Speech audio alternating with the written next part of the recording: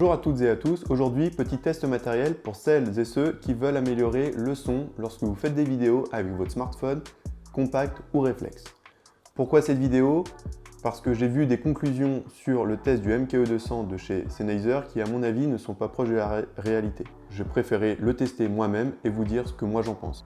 Je compare le Rode Video Micro qu'on trouve à environ 50 €, un peu moins de 50 €, et le MKE200 de chez Sennheiser qu'on trouve à 100 €.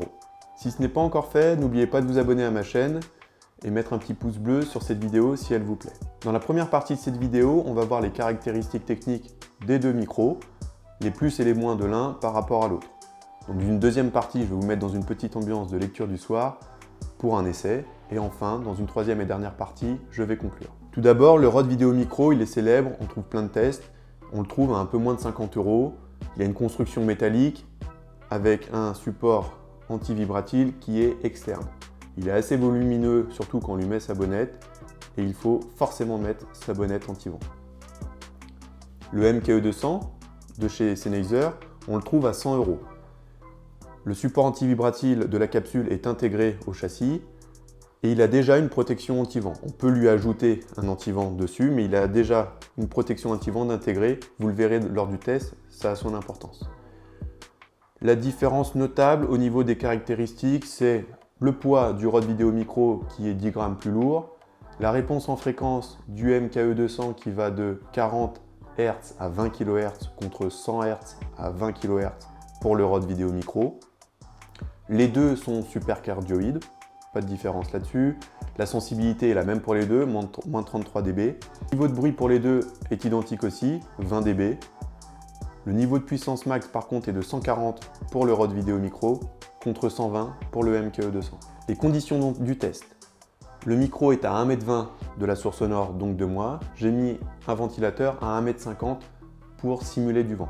Je vous mets maintenant dans l'ambiance d'une petite lecture du soir pour le test. Le mouchoir à chagrin. Le jour où j'ai perdu mon chat Tom, j'ai eu vraiment beaucoup de chagrin. Maman m'a apporté le grand mouchoir à carreaux de papa et elle m'a dit « Voilà le mouchoir à chagrin. Quand tu es triste comme aujourd'hui, tu le sors de ta poche et tu verras. Il te consolera. » Mais moi j'ai pleuré, tellement pleuré que le mouchoir, il a fallu l'essorer. Le jour où je suis tombé de mon vélo sur les graviers coupants, j'ai eu vraiment très mal. La nuit où j'ai rêvé que des ogres géants habitaient le placard, j'ai eu vraiment très peur. Maman m'a prêté son beau foulard parfumé et elle m'a dit « Voilà le foulard à cauchemar. Quand tu as peur comme cette nuit, tu le mets autour du cou et tu verras, il te consolera. » La nuit où j'ai rêvé que des ogres géants habitaient le placard, j'ai eu vraiment très peur. Maman m'a prêté son beau foulard parfumé et elle m'a dit « Voilà le foulard à cauchemar. Quand tu as peur comme cette nuit, tu le mets autour du cou et tu verras, il te consolera. » La nuit où j'ai rêvé que des ogres géants habitaient le placard, j'ai eu vraiment très peur.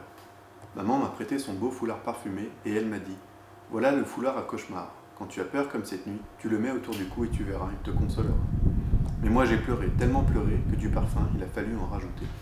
La nuit où j'ai rêvé que des ogres géants habitaient le placard, j'ai eu vraiment très peur. Maman m'a prêté son beau foulard parfumé et elle m'a dit « Vous voyez à l'issue de ce test, je ne sais pas ce que vous en pensez, mais il y a une différence entre les deux micros.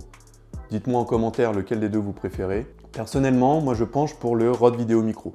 Malgré son encombrement et son anti-vibratile externe et son design, il est 2 fois moins cher pour une qualité sonore que moi je préfère en tout cas. Par contre, le MKE200, c'est vrai, le design est quand même un peu plus sympa, un peu plus discret, un peu moins volumineux, un peu plus facile à ranger aussi dans le sac quand on le transporte. Mais il est à 100 €.